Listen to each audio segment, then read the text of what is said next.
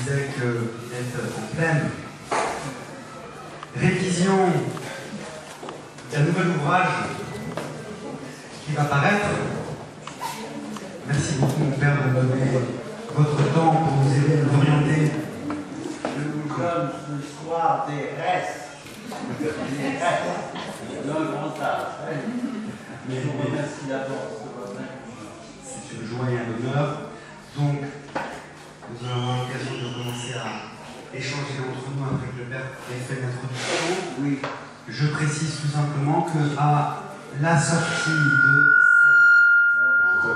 sortie de cette maison paroissiale, eh bien, nous trouverons deux ouvrages. D'abord, le livre de Marie-Christine Nazareth sur les années cachées de Jésus, la vie de la Sainte Famille. Et aussi, nous pourrons acquérir l'encyclique Lumen Fidei, dont le père va dire un mot peut-être.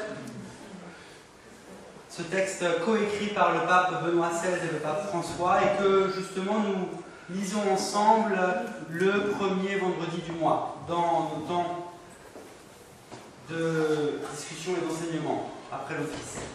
Voilà, donc n'hésitez pas, c'est à la sortie. Mon père, sans plus attendre, je vous laisse la parole. Merci beaucoup, je pense que je vais en abuser.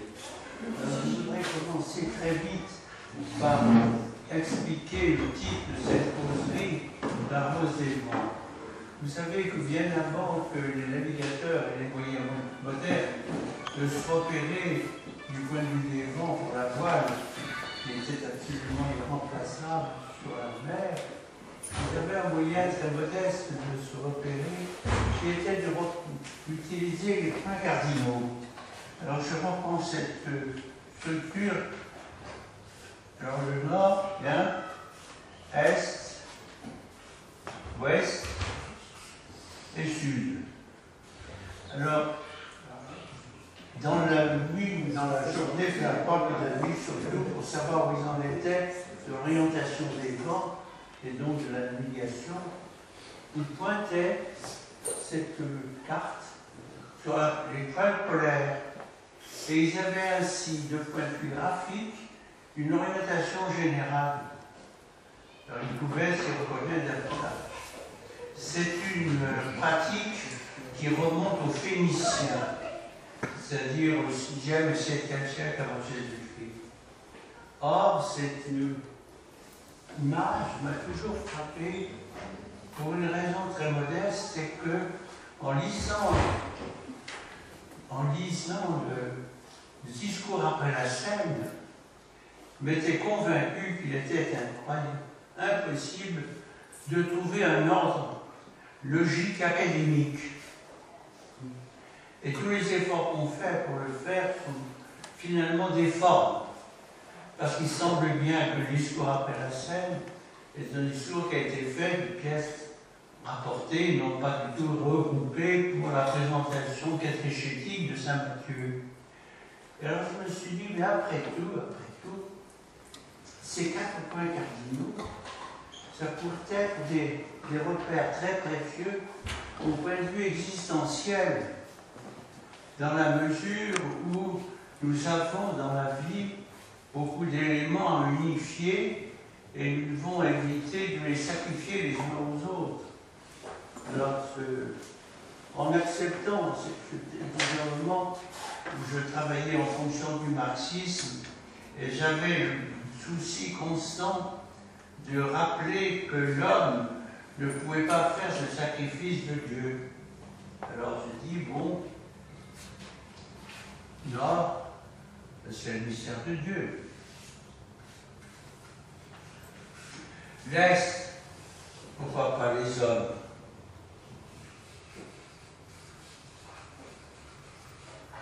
L'Ouest, le monde dans lequel nous vivons. Et le Sud, l'ego, le moi que nous sommes. Alors, cette rose des vents, elle a un centre. C'est le sujet humain lui-même, bien sûr.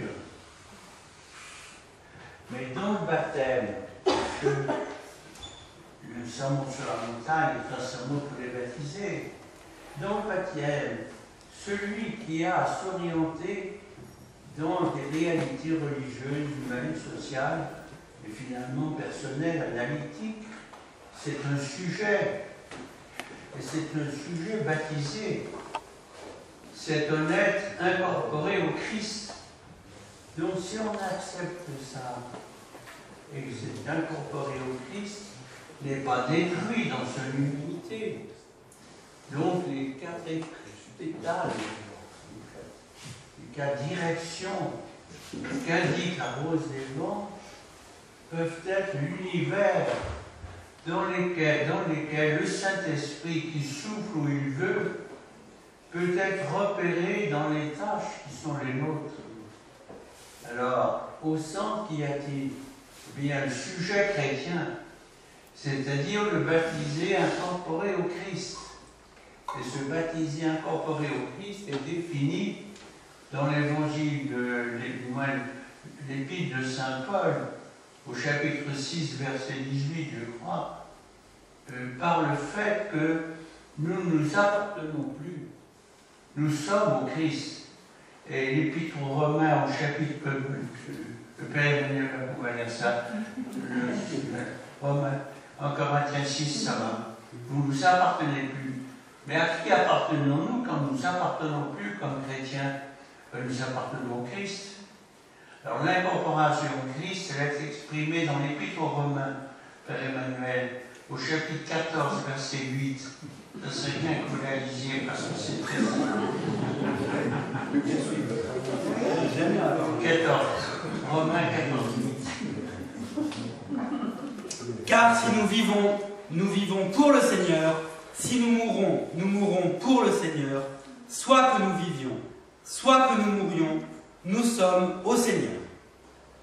Alors la suite encore. Car c'est pour être Seigneur des morts et des vivants que le Christ est mort et qu'il a repris vie. Voilà. Autrement dit, nous sommes les incorporés au ressuscité. Et ce ressuscité, c'est l'homme parfait. C'est-à-dire qu'incorporé à lui, nous avons avec nous le Saint-Esprit qui peut nous conduire pour nous orienter dans la diversité des rapports humains qui définissent notre existence. Alors c'est d'autant plus important maintenant que très longtemps on a pris la vie de baptisé qu'on définissait dans 3 canons avant celui du concile. Le laïc était celui qui n'était pas prêtre. C'est-à-dire on définissait le christianisme par rapport aux sacerdotes des prêtres ou des évêques. C'est une erreur, non pas que ce soit faux, nous sommes quand même des baptisés, hein, et pas ordonnés. Bon. Mais l'immense majorité de ceux et celles qui s'adressent le mystère de l'Église sont des baptisés. Et sont des baptisés incorporés dans l'existence humaine.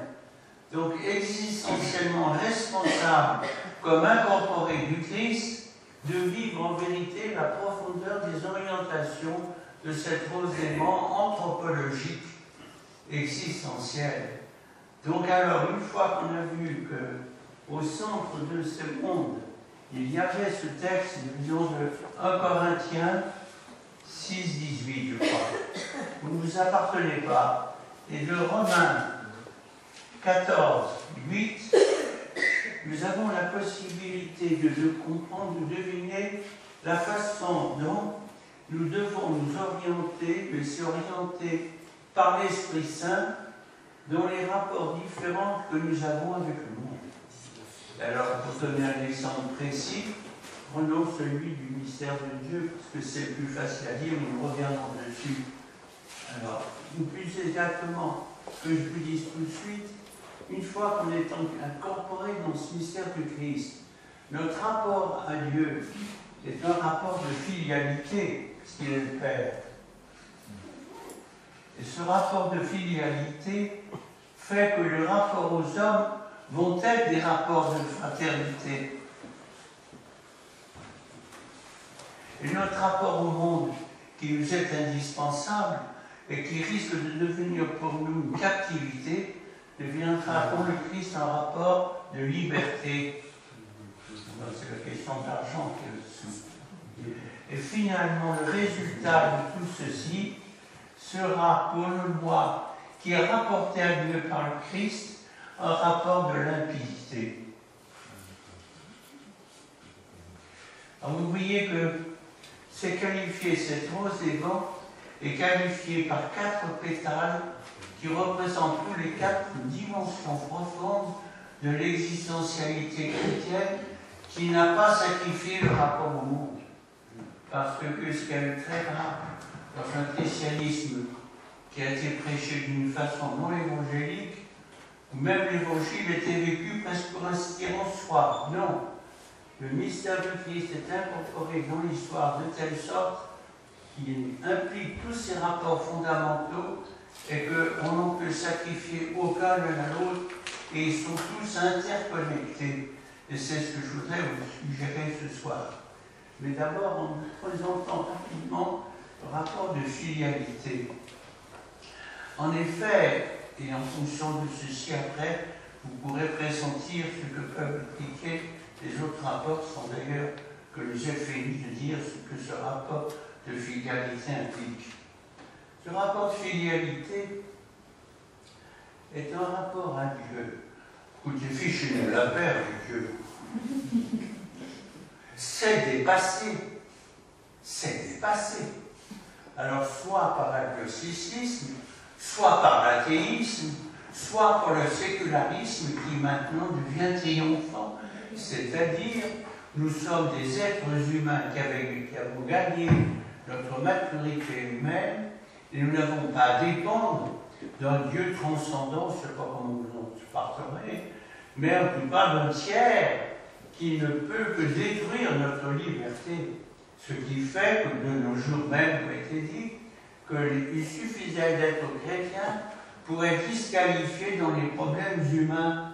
C'est pourquoi le comité d'éthique a été épuré. Il a été épuré de tous les chrétiens.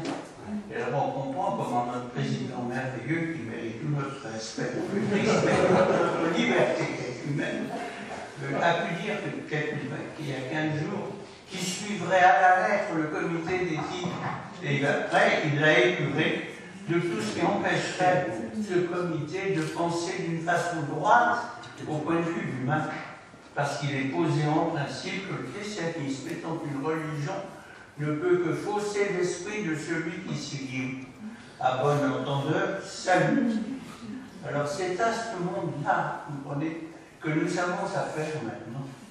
C'est-à-dire nous avons affaire à un monde qui pense que le christianisme est dépassé.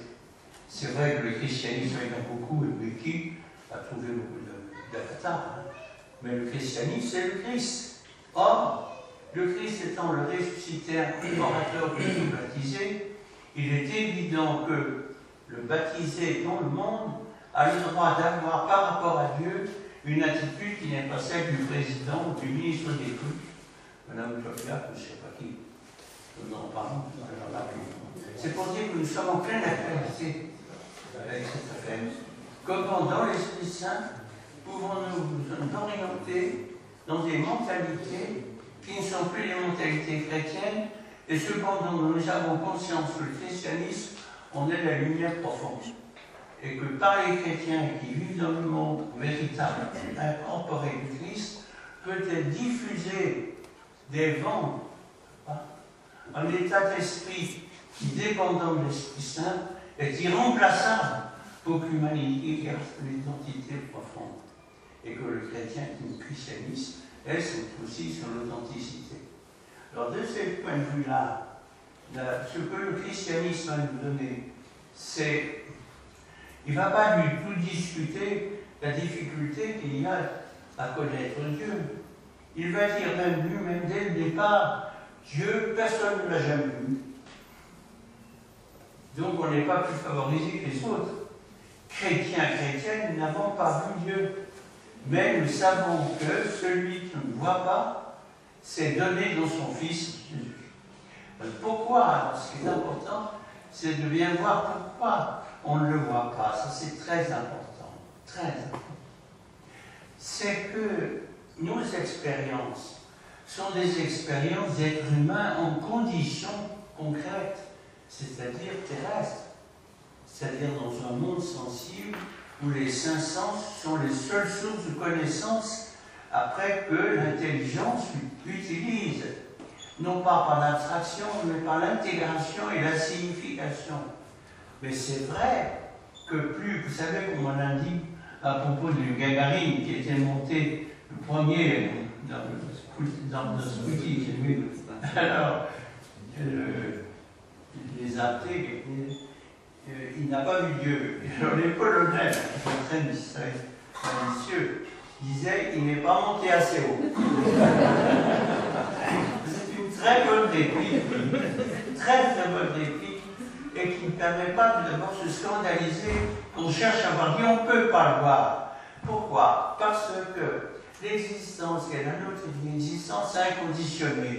Ça explique d'ailleurs ce qu'on a dit ce matin sur Lazare. Le chaos entre hasard et le monde actuel, c'est la différence des conditions. Notre monde historique est un monde dominé par le monde sensible.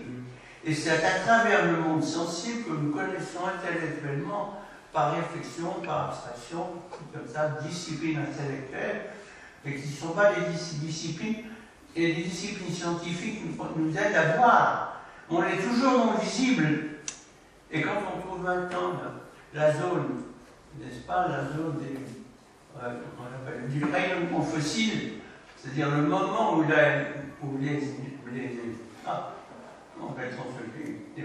atomes, les photons, le moment où les photons se sont libérés, ils vont marquer une espèce de radiation absolument homogène de partout. Alors c'est encore plus sensible. Et quand on parle du Big Bang, on parle du sensible. C'est irreprésentable, mais c'est pourtant une capacité d'énergie fantastique dont on peut chiffrer en gros, parce que ce n'est pas une imagination possible, la quantité, mais on reste dans la quantité. Et nous sommes toujours des êtres de quantité, de qualité, c'est-à-dire des esprits non sensibles. Or, si Dieu est Dieu, il ne dépend pas de cette création sensible. C'est la création sensible qui en dépend. Donc, s'il est Dieu, il est sans condition semblable à la nôtre. Il est inconditionné. Donc, le fait qu'on sorte de la condition par la mort nous met dans un mystère dont nous n'avons aucune idée, puisqu'il est celle de l'inconditionné. Et c'est pourquoi à Lazare, il peut dire qu'il y a un grand chaos entre ceux qui sont morts et ceux qui sont encore vivants. Parce que les vivants sont encore dans la condition, les ceux qui sont morts rentrent dans la vie de l'inconditionné. Et il n'y a pas moyen, à partir de la condition, de se faire une idée de l'inconditionné. Et lorsque l'évangile de Jean, chapitre 1er, verset 18, dit Dieu, personne n'a jamais vu, ce que le texte ce matin de Timothée disait encore. C'est une affaire fondamentale et qui nous commande comme chrétiens. Nous ne sommes pas des hommes ou des femmes qui avons vu Dieu, nous sommes des hommes et des femmes qui croyons au Fils. Il faut dire comme un homme ou ceci. Vous savez ce que c'est qu'engendrer? Mais vous engendrez dans la ressemblance. Hein? Mais vous engendrez dans la chair. Or, le Père n'est pas seulement quelqu'un qui, comme nous dans la création, engendre dans la chair, mais nous sommes celui qui, dans l'inconditionné comme infini, engendre dans l'esprit. Et la différence de la génération et de la création, c'est que Dieu engendre un Fils égal à lui, aussi Dieu que lui est Dieu, et pourtant dans une indépendance personnelle totale, mais toujours de la même nature, parce que la puissance de l'Esprit est là, qui commande l'amour du Père et du Fils. Toujours est-il alors que le grand mystère de Dieu, c'est un mystère d'amour. Le mystère de Dieu n'est pas une bonté, encore que Jésus dit, Dieu seul est bon, mais il n'a pas nié pour autant que la bonté de Dieu, ce n'est pas une bonté naturelle comme une qualité. La bonté de Dieu, c'est un amour qui est une structure de son être. Dieu est amour, c'est-à-dire que comme Père, il engendre un Fils dans l'égalité de la perfection et dans la totale différence des personnes, dont le Saint-Esprit est le garant. Alors on comprend que ce Dieu qui est amour ait voulu quoi faire? Lui, il engendrait de l'autre de lui. Mais c'est Dieu, ça, Dieu reste en lui-même. Il n'est pas triste, mais il n'est pas égoïste. Donc il va sortir de lui en engendrant de l'autre que lui. De l'autre dans la condition mortelle. Mais alors il ne peut pas accepter que cette façon de créer soit satisfaisante.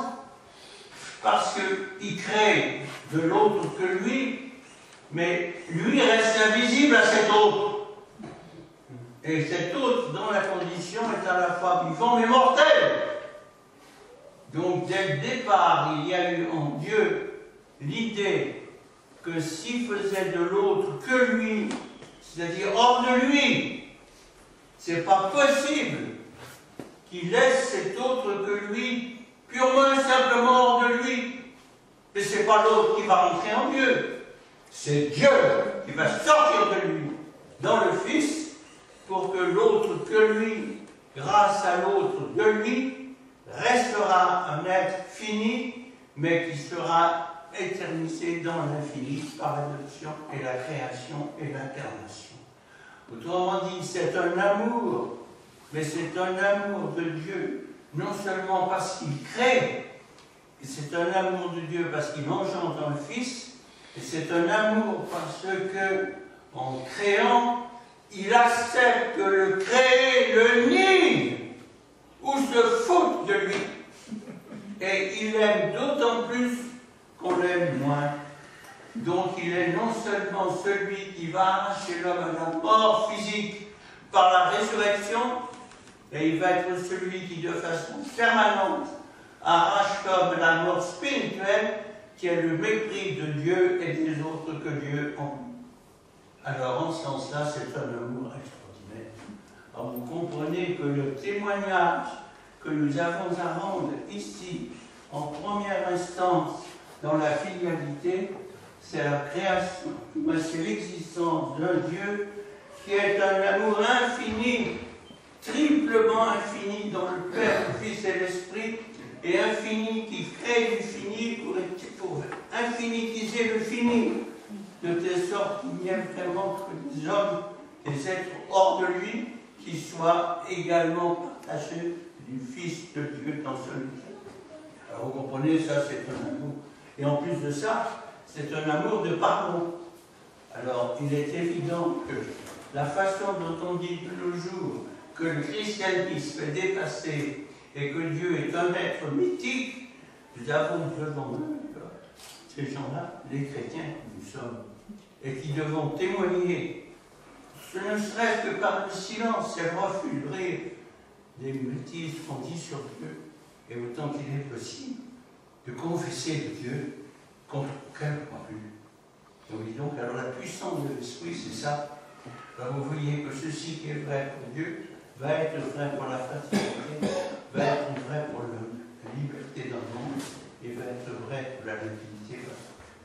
Alors, ceci étant dit, je pense que je pourrais vous laisser une vingtaine de minutes pour que, en fonction de cet exemple paquet, vous voyez, vous deviniez, d'abord approfondissiez ce que je viens de dire, parce que c'est encore beaucoup de dire, et vous deviniez ce qu'on peut dire pour le reste, de façon à ce que je parle à des êtres qui ont déjà des pré-perceptions de ce qu'est cette rôle du monde. Voilà, alors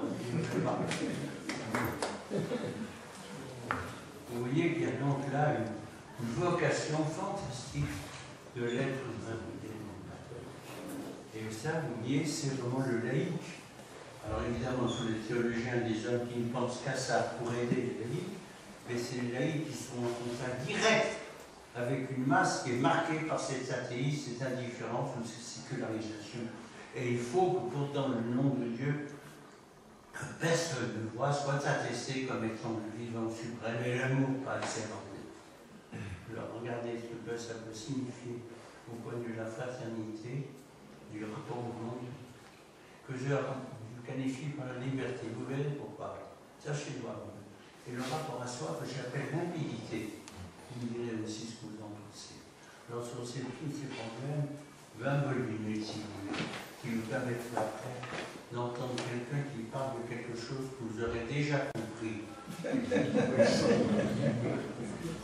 Différent de Dieu peut devenir pécheresse. Mais le fait d'être différent de Dieu n'est pas un péché, c'est la condition humaine. Alors ceci a comme répercussion immédiate une chose que je vous dis aussitôt, avant de passer à la suite, c'est que Dieu ne nous voit pas d'abord comme pécheurs, il nous voit d'abord comme mortels. C'est-à-dire comme étant des êtres qui ne sont pas Dieu et qui ont un devenir de non-Dieu. Ils ne sont pas dispensés d'être eux-mêmes parce qu'ils ne sont pas Dieu. Ils ont une qualité propre d'humanité que Dieu leur donne et qui doit être déployée. Donc la mortalité est une vocation. Ce n'est pas un péché, et c'est capital. Mais la mortalité est pécheresse parce qu'elle a une liberté qui peut se tromper. Mais ce n'est pas le péché qui définit la création, c'est la mortalité, la différence avec Dieu. Le fait d'être fini. La mortalité, on pourrait dire le fait d'être fini. Oui. Et donc, comme quand on est fini, on a un début et on a une fin. Oui, mais on aime la vie du fini est une vocation. Ce n'est pas un néant. Le fini n'est pas un néant. Dieu ne crée pas du néant. Il fait sortir le fini du néant. Alors quand on dit ici que l'homme est un néant, c'est une façon de dire qu'il n'est pas Dieu. C'est bien, mais c'est dangereux. Car la vie de fini est une vie de valeur et d'honneur. Puisque Dieu désire devenir fini dans l'homme. Vous voyez, donc cette chose est capitale. Alors, si c'est clair, merci Père Emmanuel d'avoir un peu fait comme ça. Synthétiser, est-ce qu'il y a des... Il y a quand même une question là, oui. Si je peux passer autre chose, c'est que nous avons tous été créés avec une âme, et que cette âme est à l'image de Dieu, nous sommes à l'image de Dieu. Mais c'est pas l'homme qui est à quelque l'image chose de qui Dieu, est infini c'est en nous. l'homme. Nous avons quelque chose qui est infini en nous. Oui. Donc il ne faut pas dire que nous sommes finis, il y a quelque chose qui est... Non, c'est comme ça. Mais nous avons cette âme qui n'est pas Dieu, qui est à l'image de Dieu. mais qui est à l'image de Dieu, et qui est une dimension infinie par l'image de Dieu. Ce n'est pas l'âme qui est à l'image de Dieu, c'est l'être humain comme homme et femme qui est à l'image de Dieu. Alors le fini de l'homme a en lui quelque chose d'infini, mais ça ne fait pas que le fini soit infini. Il est fait pour l'infini. C'est pas l'infini de lui-même. Il est fait pour l'infini par une action de Dieu. Il est fait l'incarnation. L'incarnation et la rédemption. Il est fait pour l'infini par création. Mais être fait pour l'infini ne signifie pas qu'on peut se faire infini. On reste fini, on est fait pour l'infini. Et si l'infini ne prend pas la démarche de devenir fini, le fini n'entrera pas dans l'infini. Autrement dit, la grandeur de l'homme est une grandeur humaine qui vient de Dieu, mais qui ne le fait pas Dieu. Et alors, c'est parce qu'il n'est jamais Dieu que Dieu ne peut pas se contenter d'une création qui laisse le fini au fini. Il veut, et comme le fini ne peut pas remplacer Dieu pour devenir infini, quoi qu'il soit fait et ouvert à l'infini, c'est l'infini qui est le plus, qui viendra dans le moins, et qui fera que le fini, grâce à l'infini fait fini, sera un fini qui peut devenir infini.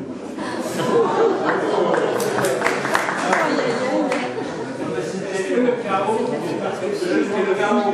chaos n'est pas le fruit du péché. Non. Le chaos est une image ce matin. Mais entre l'homme et Dieu, il n'y a pas de chaos, il y a le monde. Alors qu'est-ce qui fait qu'on est fini? C'est parce que précisément on ne peut exister que par la nature et dans la nature qui nous donne la vie et la mort. Donc la nature est le signe de la finitude qui montre que Dieu est vraiment sorti de lui par la création. Oui, c'est une affaire capitale. C'est la nature pour un sens positif. Alors ça, je l'expliquerai, je pense, dans le livre que je suis en train de finir, mais il n'est pas infini. Alors, il y a deux conséquences à ça. Je suis content que vous ayez bien vu ça, mais c'est capital. Et que le fini n'est pas le péché, c'est la péccabilité. Alors, vous voyez qu'ici, en disant ce que nous venons de dire, nous permettons aux chrétiens incorporés au mystère du Christ La polarité n'est pas moi, hein, Père Emmanuel. La polarité, c'est Dieu. C'est le Père. C'est le Père, la polarité suprême. C'est l'étoile, à tout jamais, dans le ciel, qui ne bouge pas, qui est le repère absolu. C'est le Père. Et alors le Père nous donne le Fils dans lequel nous devenons alors un jeu incorporé. Donc là, c'est le jeu incorporé. Alors, il y a deux grandes difficultés à ce témoignage des chrétiens dans le monde actuel sur Dieu, c'est le péché originel et l'enfer. Eh bien, pour le péché originel, il faut avoir le courage de dire que l'homme est entré mortel au paradis et sorti comme il était entré mortel. Autrement dit, la mort physique ne vient pas du péché, elle vient de la finitude de l'homme. Donc, ce n'est pas vrai que le péché originel est la cause de la mort. La cause de la mort, c'est la création. Mais la mort physique n'est pas la seule possibilité de l'homme. Puisque créé à l'image de Dieu comme homme, il peut refuser ce rapport à l'image. À ce moment-là, il entre non seulement dans une mort nouvelle qui n'est pas la mort physique, qui est la mort spirituelle. C'est-à-dire la désaimantation d'avec Dieu. Et finalement, à la limite, l'opposition. Et vous voyez, donc le péché originel n'est pas la cause de la mort physique, c'est ce qu'on dit couramment. Il faut s'inscrire en faux. La mort physique vient de la création, mais la mort spirituelle, le péché, vient de la liberté qui s'oppose au Dieu qui est son principe. C'est la première chose. Alors, deuxième affaire, c'est l'éternité de l'enfer. Bien, je viens de me dire ça au Père Emmanuel, qui est tout à fait d'accord. C'est bête comme chou, vous savez. Seulement, il faut beaucoup réfléchir pour trouver des bêtises. Alors, cette bêtise, c'est que il n'est pas possible que l'enfer soit éternel, puisque l'enfer dépend du mal. Or, si l'enfer était éternel, ça voudrait dire que le mal est éternel. Si le mal est éternel, ça veut dire qu'il y a un autre Dieu que Dieu. Or, puisqu'il n'est pas possible qu'il y ait deux dieux au départ, comme le manichéisme le voulait, il n'est pas possible qu'il y ait deux dieux à l'arrivée. Un Dieu du mal et un Dieu du bien. Donc c'est une erreur de dire que l'enfer est éternel, ça voudrait dire qu'il y a le mal et Dieu. Alors qu'est-ce que ça veut dire quand on dit l'éternité de l'enfer? C'est l'éternelle incompatibilité du bien et du mal. Autrement dit, le bien et le mal sont éternellement incompatibles. Mais il n'y a pas d'éternité du mal. Il y a une éternité de l'être humain qui sait que l'incompatibilité du bien et du mal est absolue. Et donc, là-dessus, on a de quoi réfléchir, ce qui nous permet d'être dans le monde des chrétiens qui ne tiennent pas des choses qui sont absolument irrationnelles et fausses. Or, on a été pris là-dedans pour des générations. Je suis le premier scandalisé qu'on ait pu tenir des choses pareilles. Et je suis ébloui de penser que c'est si simple à critiquer. Alors ça sera critiqué, on dira c'est du faux. Mais c'est très profond. Alors voilà pour la paternité de Dieu. Et grâce au Père Emmanuel qui a repris les choses. Alors maintenant, si on regarde alors ici la fraternité, qu'est-ce que sont les lumières qui ont été découvertes?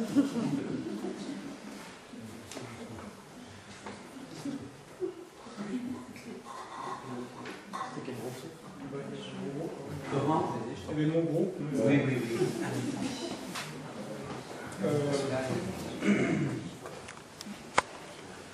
Oui, alors on a dit beaucoup de choses assez diverses. Oui, allez à l'essentiel.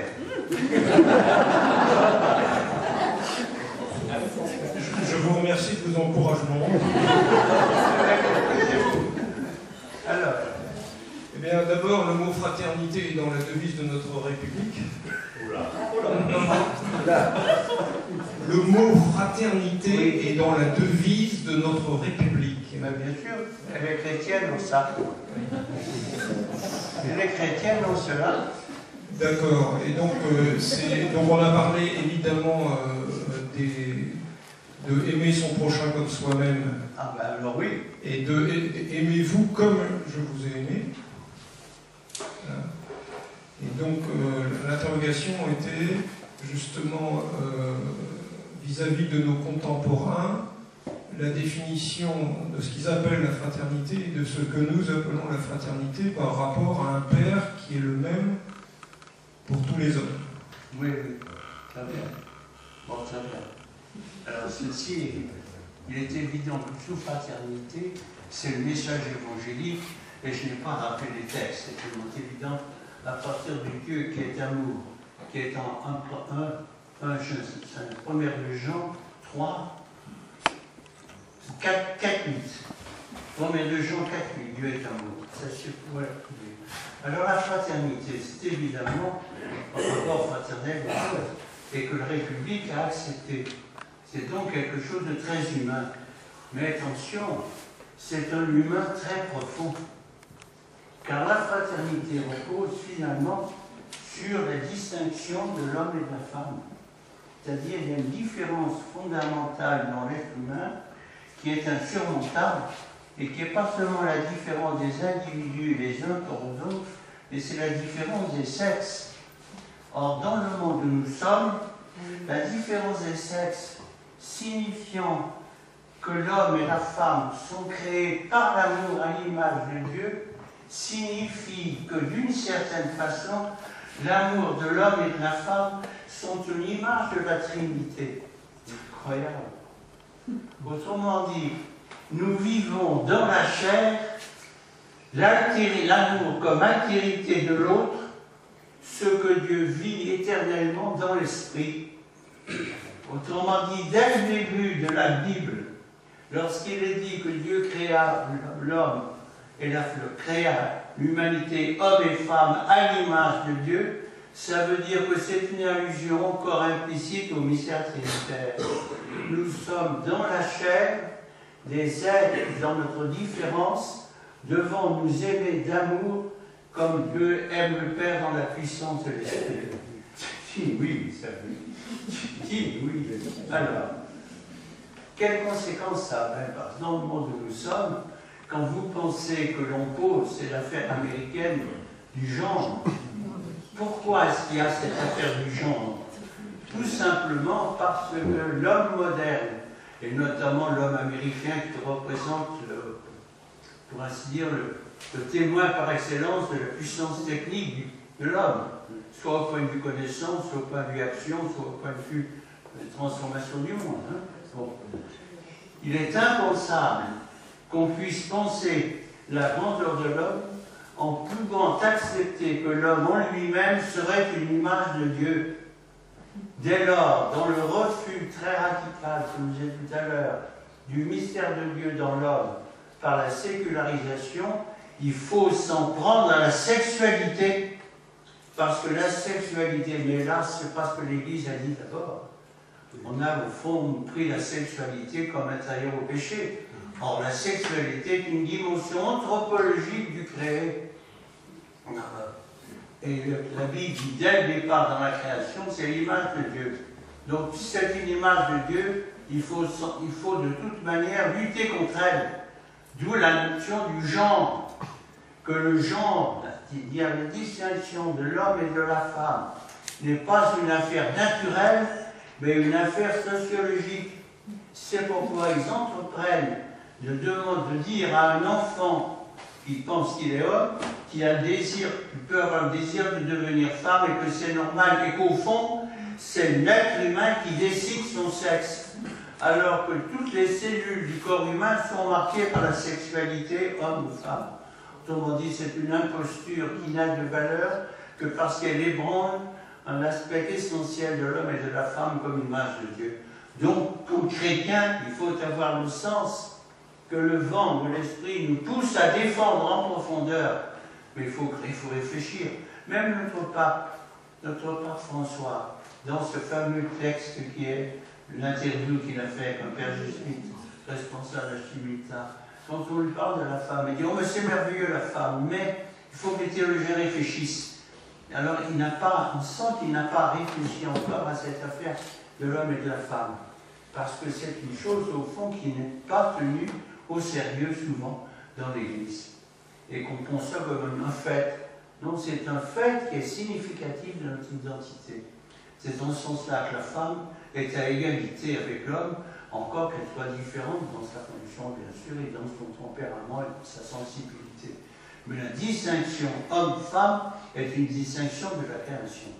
Alors vous comprenez l'importance que ça a du point de vue de l'État, du souffle de l'esprit par les chrétiens dans le monde, de sauvegarder cette notion de sexualité. Et par là même, vous comprenez du couple humain. Car si le couple humain a cette signification profonde, que chacun de ceux qui s'aiment se donne dans la tradition totale de leur être, et que cette tradition totale amène la chair et la nudité et la chose que la femme elle-même dit divine. L'homme ne dit pas ça, mais la femme dit c'est divin. Pourquoi? C'est une extase du corps qui devient dans l'amour le lieu de la procréation possible. C'est-à-dire que l'homme et la femme communient avec Dieu dans l'amour d'une façon extatique humaine qui dit la grandeur de la sexualité. Alors évidemment, ça ne veut pas dire que tout geste d'amour doit être fécond, mais la grandeur du geste d'amour est celui d'une unité entre l'homme et la femme qui fait comprendre que la création vit dans l'amour et qu'elle est le lieu de la génération. Alors, Dieu crée l'être humain comme spirituel, mais c'est l'homme et la femme qui créent l'être humain dans sa condition naturelle. Donc vous voyez, tout ça est énorme. Et c'est la déception. Et vous comprenez aussi que la société est prise là-dedans. Car une société dans laquelle la génération n'est pas la clé finalement de l'amour, elle va devenir un lieu dans lequel la technique sera souveraine. Et l'enfant sera purement et simplement un produit d'une technique, comme l'automobile que vous désirez et que vous choisissez selon la marque. Alors, yeux bleus ou bien yeux verts, yeux marats, si vous voulez, c'est aberrant. Et la technique, n'est-ce pas, envahira l'humanité et déshumanisera l'humanité dans sa racine. Donc, là, vous voyez que le témoignage dans le souffle de l'esprit, et c'est ça le souffle de l'esprit qui nous montre la gravité de tout ça, la société. Alors la société implique évidemment l'État. Ben, l'État ne veut pas être n'importe quoi. Et l'État, puisqu'il est intérieur à l'affectivité humaine, est intérieur aussi à l'humanité. Le pouvoir n'est pas le dernier mot de l'État. Le pouvoir est au service de l'humain. Et c'est pourquoi, contrairement à ce qu'on a enseigné, que le pape François dit n'avoir pas fait lui-même avec les colonels, il dit « je n'ai pas collaboré », je crois que c'est absolument vrai, mais il n'a pas condamné. Or, au niveau du politique, en tant que témoin de l'humanité comme chrétien, il avait le pouvoir de condamner l'État dans ce qu'il avait dit. Et de même, nous-mêmes, nous avons le devoir de condamner l'État dans la mesure où la laïcité devient laïcisme. Voilà. Alors l'homosexualité, il ne s'agit pas du tout de condamner les homosexuels, bien sûr, mais de ne pas faire de l'homosexualité l'équilibre, l'équivalent de l'intersexualité, de bisexualité. Vous voyez donc le patronage qui est là-dessus, donc l'État, et alors vous voyez que dans cette perspective aussi, il y a la Déclaration des droits de l'homme. Autrement dit, la Déclaration des droits de l'homme est un point radical sur lequel on peut dire qu'il y a un progrès de l'humanité au point de vue humain. Il y en a un technique, bien sûr, mais du point de vue l'humanité, parce que la Déclaration des droits de l'homme implique que personne qui sort du sein de la femme, si déshérité soit-il, ne peut être traité comme non humain. Autrement dit, c'est l'amour des petits. Et la défense du petit, soit dans son origine, où le divorce, le divorce qui ne peut pas être présenté comme un bien en soi, il peut être une nécessité, hein, mais il n'est pas un bien en soi, fait partie des lumières de l'Esprit Saint sur l'amour humain. Le divorce n'est pas une solution des drames de l'amour. La solution des drames de l'amour, c'est la conversion de chacun à la préférence de l'autre sur soi. C'est pas du tout le divorce. Donc réagir à ça, comme l'homosexualité pour les jeunes, n'est pas une possibilité normale auquel il faut qu'ils se convertissent s'ils ne le sont pas. Autrement dit, nous avons à témoigner, vous voyez, Et ce témoignage familial est très difficile, mais il s'appuie sur la puissance du ressuscité auquel nous sommes incorporés. Vous comprenez?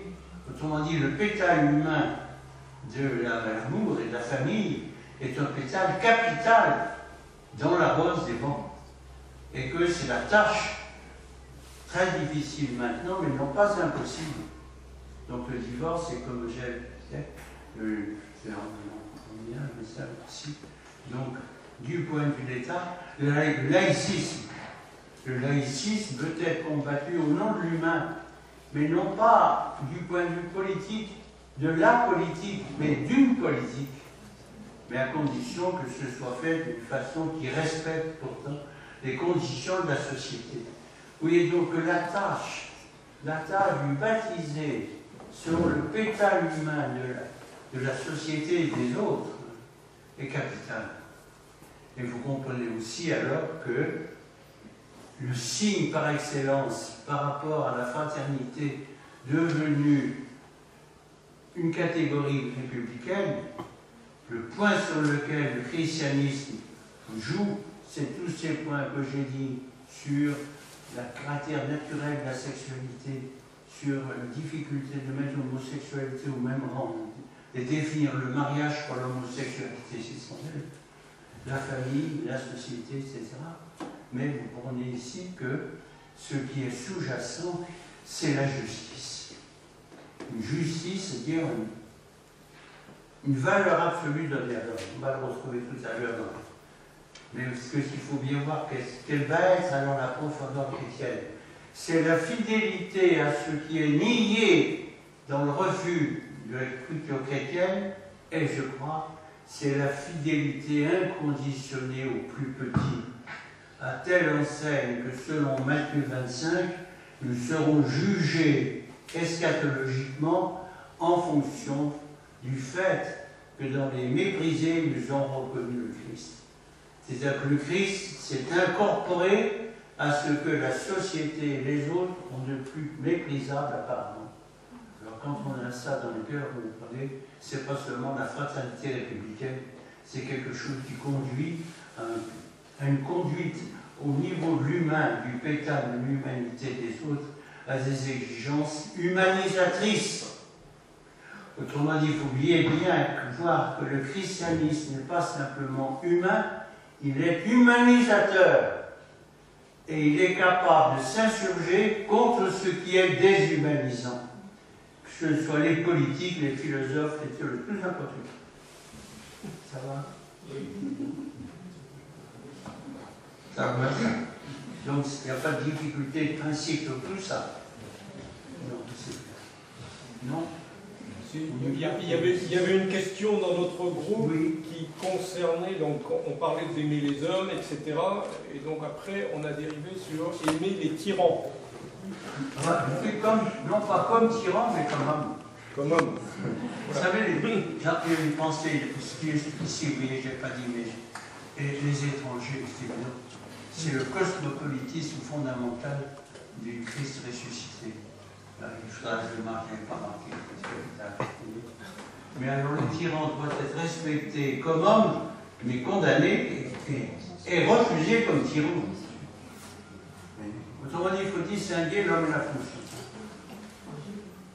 Vous voyez qu'à cette profondeur, nous n'avons pas le droit de juger. Parce que le jugement, il n'y a plus qui peut le porter. Parce que c'est lui qui a créé l'homme. Donc c'est lui qui sait qui il est. C'est pourquoi on peut juger les conduites, mais pas les personnes. Là, c'est capital. C'est très difficile. Alors là, il faut la puissance de l'esprit, pour comprendre que juger les comportements n'est pas juger les personnes. Ça, c'est la fidélité du Saint-Esprit. Vous voyez qu'il y a quelque chose à voir. Donc, voilà. Alors, je dirais que tout ceci, au fond, ne fait pas de difficulté fondamentale. Ce qui fait difficulté fondamentale, c'est le monde.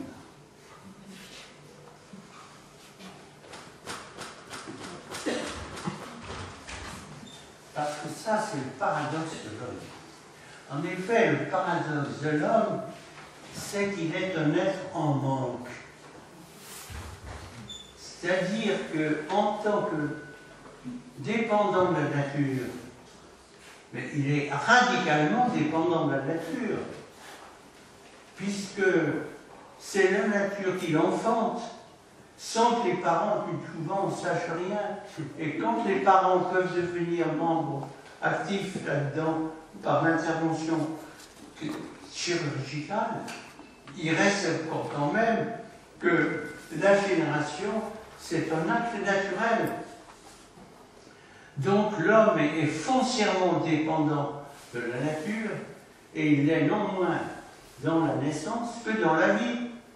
Qu'est-ce que nous ferions s'il n'y avait pas la nature dans laquelle nous avons le logement, le manger, le boire et tout? Autrement dit, nous sommes des êtres qui manquent de tout quand ils n'ont pas la nature pour les épauler.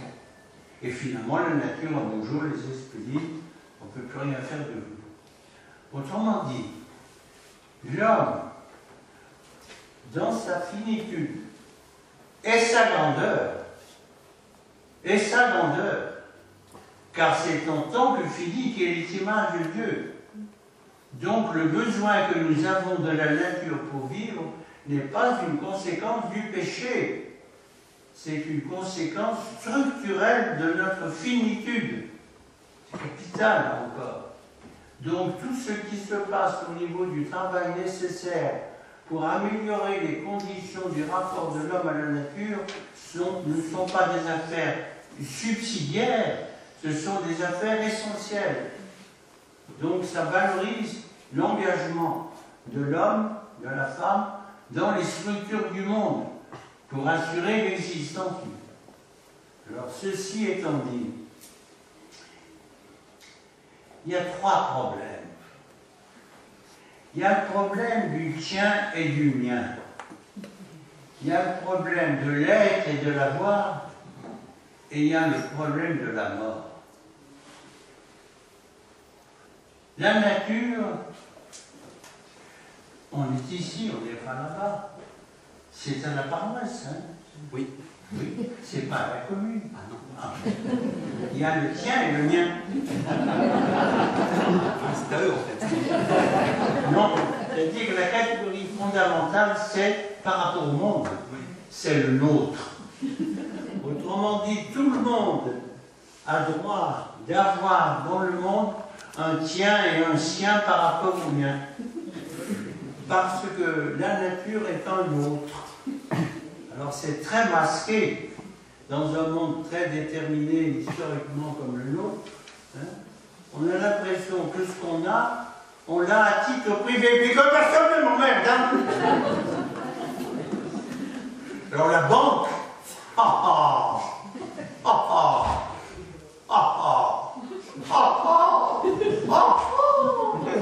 c'est là qu'est ma richesse. D'où alors, dans le tien et le mien, la rivalité possible. Je n'insiste pas. Il y a l'opposition, la différence qui devient l'opposition qui devient un mépris, l'opposition qui devient une jalousie, l'opposition qui devient une rivalité, l'opposition qui devient une haine, l'opposition qui fait la déshonnêteté, car il faut se défendre à tout prix. Autrement dit, alors qu'est-ce qui est sous-jacent à cette dialectique du tien et du mien, commandée par un autre, qu'on laisse de côté, le nôtre, hein, qu'on laisse de côté par le monde. C'est ce qu'a dit Concile, on dit que la richesse, on s'était formulé au niveau de la propriété privée. Et d'une certaine façon, c'est vrai, mais jusqu'à un certain point. Parce que la propriété privée, c'est une possession sur une totalité du monde. Alors, quel est le problème qui reste où? C'est le problème de l'être et de l'avoir. Autrement dit, la possibilité d'un être contingent qui a besoin du monde pour exister, vitalement, peut faire qu'il mettra l'existence dans l'avoir. Qu'est-ce que je vais devenir? Est-ce que j'aurai tout ce qu'il faut? Et il y a un souci qui est légitime, à condition que l'avoir ne devienne pas, je vais être méchant, permettez, par le paraître qu'assure l'avoir, le fond de l'être. T'as bien compris ça? On n'ose pas le dire. L'avoir, qui est une nécessité, peut devenir un mal, parce qu'en fonction du paraître qui l'assure, et du bonheur aussi, le paraître est fondamental. On définit l'avoir comme l'être, alors qu'il est simplement du côté du bien-être. Le caractère absolu de l'être n'est pas l'avoir. Et le bien-être n'est pas la vérité de l'être. Or, dans un monde comme le nôtre, un monde sécularisé qui finalement a fait du monde une idole et de la possession, la forme absolue de l'être, c'est devenu vraiment un paganisme. Le paganisme du bien-être. Or, le bien-être est dominé par la profondeur de l'être qui est un devoir et une nécessité pour tous. Et c'est là qu'intervient la fraternité. On dit la fraternité n'a pas de difficulté au niveau des principes à gauche. La difficulté quand mon avoir ici, qui apparaît un peu comme mon être, devient quelque chose qui ne peut pas être vécu, sinon dans un mépris de la fraternité universelle qui définit l'homme, à plus forte raison le chrétien. Alors c'est là que la fraternité nous peine. Il ne s'agit pas du tout de tirer de ce que je viens de dire la condamnation de l'avoir. Mais vous voyez bien que c'est là que le Saint-Esprit, dans l'incorporation au Christ, souffle pour nous penser de faire de l'avoir, sans qu'on le sente, sans doute, le dernier mot de l'être et de l'existence. Et ça, alors, nous avons besoin. Et c'est ça, finalement, le problème de la pauvreté. Et si le pape François insiste tellement sur la pauvreté, parce que la dépossession de soi dans l'avoir est capitale pour la vérité humaine de l'être. Et alors ceci doit mériter notre attention. Et en profondeur, c'est le troisième point qui est relatif et corrélatif au deuxième et au premier. Le tien et le mien, l'avoir et l'être est la vie et la mort. Autrement dit, l'attachement qui ferait que l'avoir serait la vérité de notre être et non pas simplement la condition d'un bien-être légitime dans la mesure où il n'est pas contraire à la fraternité universelle où une classe, un milieu absorbe tout, comme on accuse les Américains de le faire avec la manière de mépriser la planète et le CO2, ils ne prendront pas ça. C'est un monde qui devient un monde qui définit l'être américain par l'avoir, où le bien-être est l'être même, il n'y a rien d'autre que ça. Vous voyez à quelle profondeur va le sens chrétien, et où conduit la rose des vents. C'est de découvrir dans ce pétale du rapport au monde des pièges qui nous dispenseraient de notre vérité de chrétien, bien sûr, mais d'homme. Alors le chrétien en nous est celui qui a le courage de pousser l'humanisation jusqu'à une certaine dépossession de soi. Mais la condition alors, c'est pour que le monde qu'on aime ne devienne pas, par la mort, notre terreur. C'est dans la mesure où on a défini l'être par l'avoir que le monde nous apparaît le dernier mot de l'homme. Et que puisque la nature qui nous fait vivre et naître par hasard nous fait mourir par nécessité, nous sommes pris de terreur devant l'éventualité de la mort. Or, en réalité, le monde n'est qu'un moyen vis-à-vis duquel, soit individuellement, soit sociologiquement, soit anthropologiquement, nous devons garder notre liberté. La liberté qui nous rend capables d'être fraternels dans l'avoir nécessaire pour l'être, qui nous empêcherait de faire du bien-être l'être même dans l'avoir, et surtout de ne pas avoir un tel goût de la vie et du monde qu'on ait peur de la mort.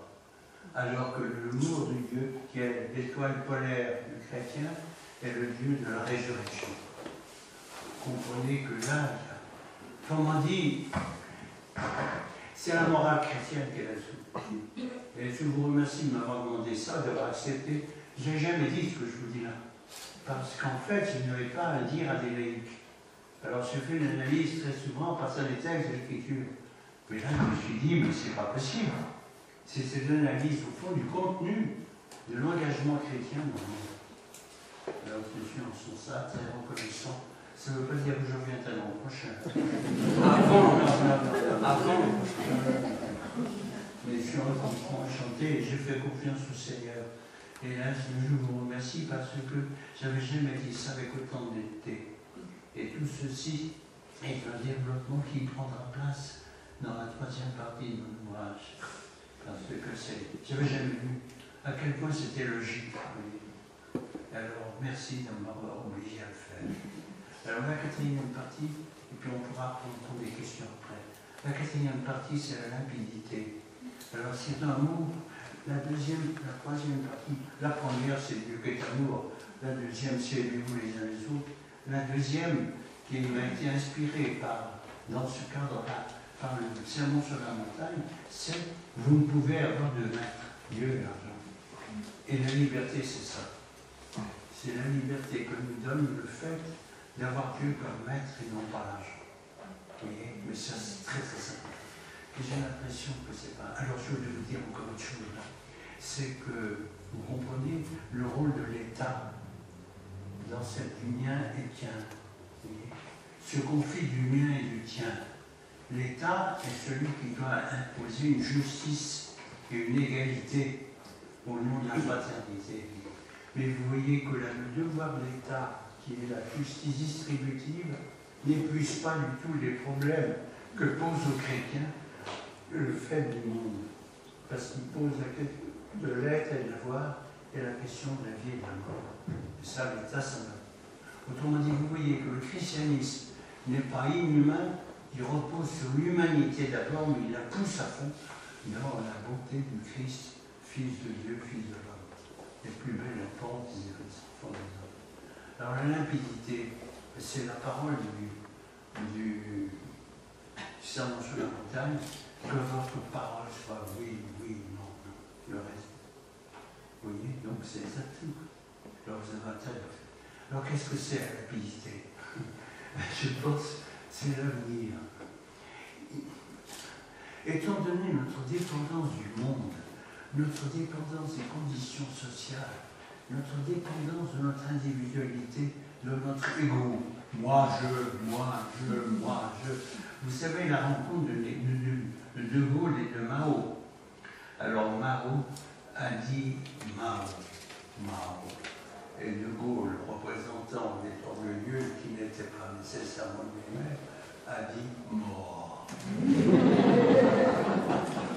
Et bien De Gaulle disant dans l'histoire mort est le type par excellence de l'homme spontané, de l'être humain spontané.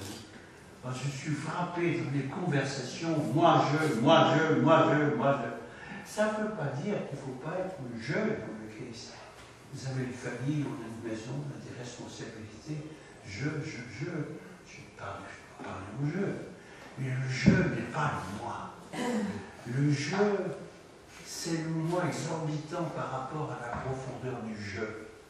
Parce que le je est une profondeur de discrétion et de vérité et de responsabilité. Le moi est la fatuité du je qui se prend au sérieux comme étant le centre du monde. Et parfois d'un certain niveau de caricature, parce que c'est nous, ça nous suit. Alors, c'est pour ça que la limpidité, c'est la profondeur du jeu à travers la discrétion du moi. Mais d'une certaine façon, comme la profondeur du jeu est eschatologique dans la résurrection, nous n'aurons jamais cette limpidité radicale de savoir que nous n'existons parce que nous devons entièrement à celui qui nous donne, qui se donne à nous. Alors c'est pourquoi il est dit dans la première de Jean, Père Emmanuel, je vous ai mis la référence. C'est au chapitre 3, verset 8. Regardez voir. 3.2. Alors, je ne peux pas lire, j'ai pas de pour lire. Alors, 3.8. oui, 3.2. Mais bien aimés, Ça c'est dès à présent, dit du Père Emmanuel, ça. J'ai bien aimé. Je me mets derrière lui, bien aimé. Alors. dès à présent, nous sommes enfants de Dieu, mais ce que nous sommes... Alors oui, attention. C'est la synthèse de tout ça. Dès à présent, nous sommes enfants de Dieu, par la création, par le pardon des péchés, par la résurrection, qui est l'incarnation rédemptrice, mais surtout l'incarnation transformatrice et glorifiante de l'homme. Donc, bienveillement. Voilà ce que nous sommes, avec toutes les conséquences par rapport aux autres, par rapport au monde et par rapport à soi. C'est par rapport à soi. Alors.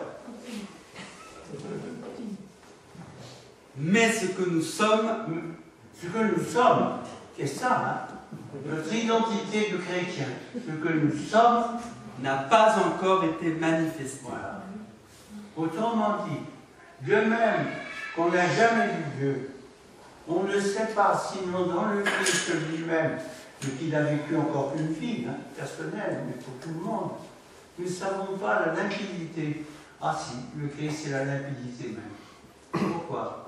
Parce qu'il a dit, ce que mon Père me dit, je le dis sans mettre de moi. C'est tout entier ça. Et Marie, aussi, la limpidité, que la parole de Dieu soit faite. Alors ça, c'est la limpidité. Mais pour nous, après tout, je vaux bien les autres. Alors, vous savez, moi, je n'ai pas été reconnu vraiment. Alors, puis il est passé, je ne suis pas né dans la grande noblesse, mais je suis quand même un homme. Alors, l'obscurité de l'existence humaine peut être une source d'obscurité, dira. Puis alors, je suis un homme d'action, mais je ne suis pas un homme de pensée. Je suis un homme de pensée, mais pas tellement profond, mais pas d'action. Alors, je ne suis pas artiste. Il y a des gens qui jouent du piano, du violon, de la guitare. Moi, rien du tout. Autrement dit, l'obscurité d'une jalousie inconsciente de ce qu'on n'est pas parce qu'on est connaître fini. Et au contraire, la limpidité, c'est le bonheur d'être fini et de se réjouir de toute la manière qu'on n'a pas d'être fini, artistique, historique, intellectuel, mental, tout ce qu'on veut. C'est-à-dire, le oui qu'on fait à Dieu dans notre nature telle qu'on est un oui qui nous libère de toutes les obscurités de la jalousie, de l'envie et peut-être parfois de la haine. Alors, dans ce sens-là, on peut être sûr que ce que nous sommes comme chrétiens n'est pas manifesté. D'une certaine façon, il n'est pas manifestable. C'est pourquoi les saints et les martyrs, les martyrs ont tous sacrifié pour l'amour du Christ à cette forme. Alors les martyrs sont les chrétiens, mais les autres ne sommes pas. Notre limpidité n'est pas encore apparue, elle n'existe même pas. Mais elle apparaîtra dans la gloire lorsque nous verrons notre identité véritable comme fils dans le Fils, frère de tous les autres, libre par rapport à la création et par rapport à nous-mêmes, nous serons dans la vérité globale, totale, et cette limpidité est eschatologique, et nous pouvons progressivement entrer dedans en nous purifiant dans le mystère du Christ et dans son amour. Voilà, alors, ce que je voulais vous dire, j'ai tout dit. On a 10 minutes pour vous. Alors, je pense qu'il y a beaucoup d'obscurité et les races, dans la deuxième partie. Les races. Et puis ici, on parlait de notre liberté par rapport au monde, et on s'est demandé quel était le sens de notre travail. Ah bien sûr, ben, vous le savez vous-même, si vraiment la finitude et la mortalité est une vocation, le fait que l'homme soit mortel fait de lui un homme qui a besoin du monde. Non seulement par le savoir que les scientifiques nous révèlent sur les origines, mais par le travail qui fait que la nature produit le blé, le grain et le maïs, l'avoine et le maïs et tout. Et donc le travail qui fait valoir la création par rapport à l'homme et l'homme par rapport à la création, c'est une valorisation réciproque à une signification très profonde.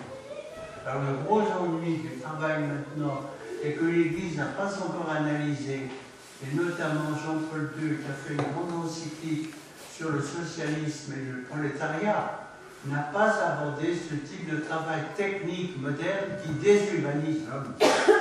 Comprenez que la personne qui est à l'ordinateur à longueur de journée attaque des chiffres, hein, il faudrait une conscience, mais alors ça peut être vécu quand même d'une façon positive, dans la mesure où le monde dans lequel nous sommes est un monde qui passe par une technique tellement radicale qu'il faut beaucoup d'ingénieurs et de petites mains pour arriver à élaborer tout ce qui est à élaborer. Le problème n'est pas des ingénieurs, parce que là, il y a une créativité formidable. Je le disais tout à l'heure à Pierre Bernard. Celui qui m'a conduit. Bernard. Il disait, prenez une affaire comme le souterrain qui me conduit de la Défense à Château, c'est hallucinant, comme construction humaine. Donc, le travail d'ingénieur et ceux qui ont construit l'informatique, c'est formidable. Mais le travail d'ingénieur est un travail d'organisation du monde, qui valorise le monde du point de vue de la rentabilité. Vous voyez ? Mais là, il y a un tas de petites mains qui sont extrêmement modestes. Autrefois, il y avait les poissonniers du métro. Moi, je les adorais, ces femmes, parce que vous lui demandiez la correspondance tête ou que. Et puis après, il dit, ah ben non, tête. Mais c'est fini tout ça. Il fallait les saluer parce que c'était des grandes femmes, des grandes dames. Bon, toujours est-il, c'est perdu. Pour avoir un travail modeste, il faut être un grand technicien de nos jours.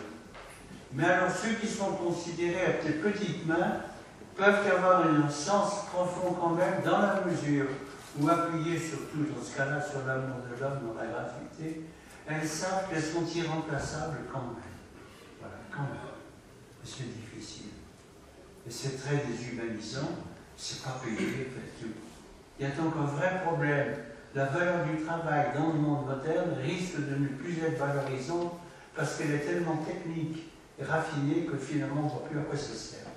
Dans les banques, c'est ça, les gens vous disent, je ne sais pas ce que je fais, je gratte du papier, et alors vers 40 ans, les hommes et les femmes qui se sont mis là-dedans disent, mais à quoi ça arrive? Alors vous avez des retours d'âge extraordinaires pour faire toute autre chose que ce qui était un travail de rentabilité qui finalement ne donnait rien au sujet qu'il faisait. Donc il y a un problème du travail. Mais à la base, oui. Mais le monde dans lequel nous sommes risque de dévaloriser le travail par une certaine technique. Mais il y a des valorisations réelles quand même, bien sûr. Et le travail vaut. Et du coup, on s'est demandé si c'était pas une partie de notre vocation que de travailler, justement, que Dieu nous avait confié le monde pour nous transformer. C'est une vocation. C'est une vocation. Et de travailler de telle sorte d'améliorer le monde et d'améliorer l'homme qui améliore le monde. Ah, c'est sûr. Ils ont un barrage, comme le barrage Serponçon, qui est une affaire formidable. Un barrage qui tient par amoncellement de terre. Je n'ai pas encore vu les photos, mais c'est extraordinaire. Oui. Le travail des astrophysiciens. Demain matin, je vais avoir quelqu'un qui est astrophysicien. Quand on voit ce que ces hommes ont compris du monde, c'est formidable. Et c'est le travail. Donc c'est une grandeur. Autrement dit, l'homme n'est pas pécheur. L'homme est mortel et il a un devenir que le travail favorise, donc c'est grand. Vous voyez, il y a dans le fond du christianisme, c'est pas un optimiste. Le pape François dit bien, je suis pas optimiste, mais j'ai l'espérance. Dans le christianisme, pour l'homme, il y a une grande espérance. Une espérance de grandeur. Mais il faut une lutte pour sauvegarder les valeurs qui sont là-dedans. Les valeurs de l'homme. Mais la puissance de la résurrection donne le pouvoir de lutter jusqu'au bout, même dans la conscience qu'on n'a pas réussi. Mais c'est beau, tout ça. Oui, la vocation chrétienne est admirable. Mais il faudrait qu'on le prêche radicalement, ce que fait votre Père Emmanuel. Alors, il faut donner aux laïcs le sens de leur grandeur humaine. Je note. Humanisatrice. Nous sommes des humanisateurs. D'abord, oui. On a encore quelques minutes avant de conclure. Est-ce que vous avez deux petits mots à nous donner sur votre appréciation de l'encyclique Lumen Fidei? Mais non, je crois que, à mon avis, elle m'a beaucoup déçu parce qu'elle est de briques et de broc. Mais l'intérêt, c'est qu'il y a un progrès. Benoît XVI commence de façon un peu abstraite, mais sur l'amour. Hein. Mais la deuxième partie de Benoît XVI est très belle parce qu'il montre que le Dieu qui nous aime est un Dieu qui nous appelle. Et la troisième partie du pape François, c'est l'amour de l'autre. Donc c'est une encyclique qui a une signification. Mais il faut accepter de lire de très près ce que vous faites là. Mais il faut la prendre comme ayant trois étapes. La charité comme telle, l'appel de Dieu, du Christ, et puis le reste du principe. Et je crois qu'il faut le pape François est parfois déroutant, hein, qu'il a dans son interview avec le Père Jésus de la Civiltà, une affaire terrible sur les célibataires et les vieilles filles. C'est honteux. Ben, il a des mots comme ça. Ça veut dire que ce n'est pas un homme infaillible, il a un tempérament, hein, mais ce caractère déroutant parfois déroute pour aller vers une signification très radicale, qui est l'amour du Christ dans la puissance de l'Esprit. Alors cette interview avec un Jésus qu'on s'est laissé aller, à mon avis c'est un texte admirable. Et Monseigneur Rabel, l'évêque aux armées, a dit l'autre jour à Radio Notre-Dame que c'était un joyau. J'aurais pas osé le dire parce que c'est un de mes frères qui a fait ça. Mais je crois que c'est vrai. On parle. Et le joyau de cette affaire, de ce texte, à mon avis, il est là. C'est que la façon dont cet homme parle de Dieu et de l'Église fait que l'Église est moins grande que Dieu. Et que Dieu est au-delà de l'Église. Mais ça, c'est formidable. Autrement dit, l'Église visible est un service d'un amour invisible de Dieu qui a un amour passionné, et il a dit de façon merveilleuse, chez les pires individus qui ont tous les vices que vous pouvez supposer, Dieu travaille. Vive le pape, bien que j'évite.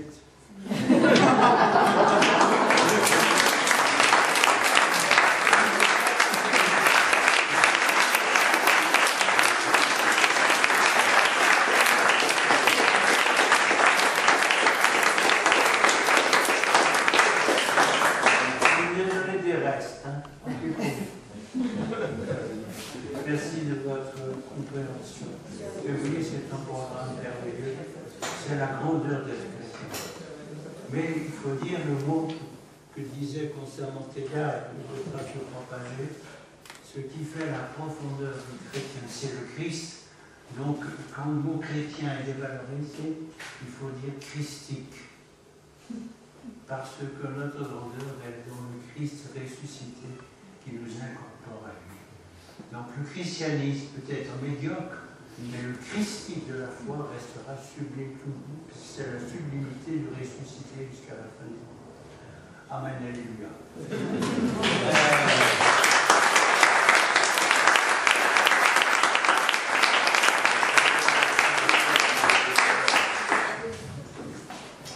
Mon père, Mon frère. Vous allez dire des choses. Alors, parlez quand même. il y a un réel souci de transport en fait. C'est que toutes les routes ont été bloquées, sont bloquées par les paroissiens pour que vous ne puissiez pas partir. Et c'est qu'on a envie de vous entendre. Vous allez dire ce que je dis, c'est des choses qu'on n'ose pas dire. Et c'est ça le rôle du théologien. C'est qu'il est consacré à la... Ah oui, il est consacré à la réflexion sur la révélation. Alors il faut qu'il sache se taire pour découvrir des choses qu'on ne dit pas. Alors après, il paraît extraordinaire, c'est simplement de la révélation, mais qui a été enfouie. Alors en sens, le théologien tel que je comprends, c'est un désenfouisseur. Il faut le prouver ce qu'on ne dit pas. Puis après, ben, il le dit, et si les gens sont contents, parce qu'ils vous diront, mais mon père, tout ce que vous avez dit, on le savait, on est content d'entendre.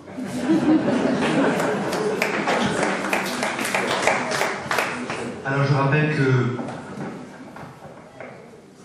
tous les premiers vendredis du mois, nous nous réunissons pour lire quelques petits extraits, très simplement, de l'encyclique du pape François, Lumen Fidei, donc voir les 3 étapes. L'amour, Dieu qui nous appelle, et l'ouverture aux autres. Donc venez, n'hésitez pas à venir. Nous avons la messe à 20h30, puis un temps de décortiquage, d'abord de ma part, et puis ensuite une discussion entre nous. Et puis, si on peut, on reste à un temps d'adoration pour pouvoir consacrer tout ça au Seigneur dans la prière aussi. Voilà, donc c'est ce vendredi à 20h30.